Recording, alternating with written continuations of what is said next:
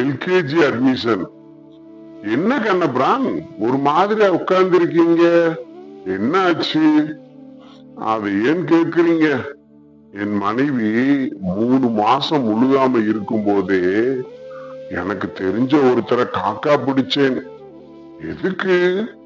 வேற எதுக்கு? எல்கேஜி அட்மிஷனுக்கு தான். சரி, அந்த கான்வென்ட் பிரின்சிபால் அவருக்கு ரொம்ப தோஸ்து. அப்படியா? ரொம்ப நல்லதா போச்சு. அவர் என்ன அழைச்சிட்டு போய் முதல்வர்கிட்ட அறிமுகப்படுத்தினார்.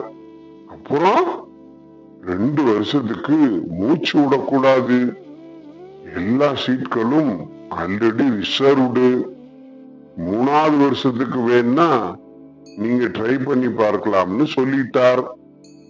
நல்லதுதானே? உங்க குழந்தைக்கு 3 வயசு ஆகிறதுக்கும் சீட் கிடைக்கிறதுக்கும் சரியா இருந்திருக்குமே. அப்படித்தான் நானும் நினைச்சு சந்தோஷப்பட்டேன். அவர் 2000 டொனேஷன் வேறு.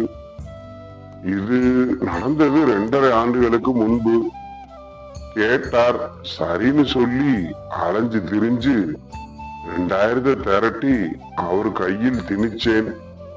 அவரும் 1989ஆம் ஆண்டுக்கான அட்மிஷன் ஷீட்டை கைப்பட எழுதி கொடுத்துட்டார்.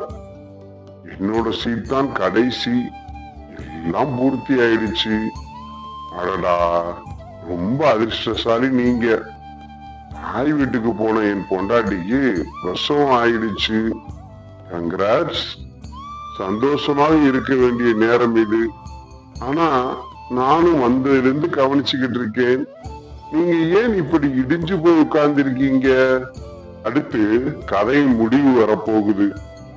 அட்டகாசமான சஸ்பென்ஸ் காத்திருக்கு. கடைசி 2 பாரா படிக்காம முடிவை சொல்லு.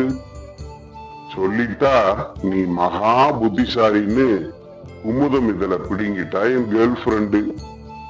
நான் ஏற்கனவே மகா புத்திசாலின்ற மிதப்பில் இருக்கிறவன். மகா புத்திசாலி நீன்னு அழகான தோழியால் புகழப்படணுங்கிற ஆசை எனக்கு மட்டும் இருக்காதா என்ன?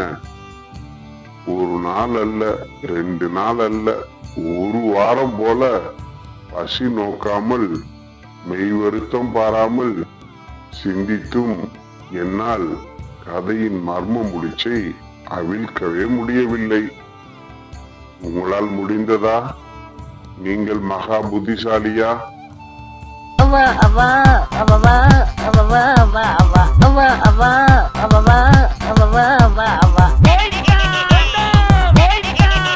கதை முடிவு. எல்கேஜில ஒரே ஒரு சீட் பிடிக்க நான் பட்ட பாடு கொஞ்சம் நஞ்சம் இல்ல. இப்ப என்னடானா என் பொண்டாட்டி 2 குழந்தை பெத்து தொலைச்சிருக்கா.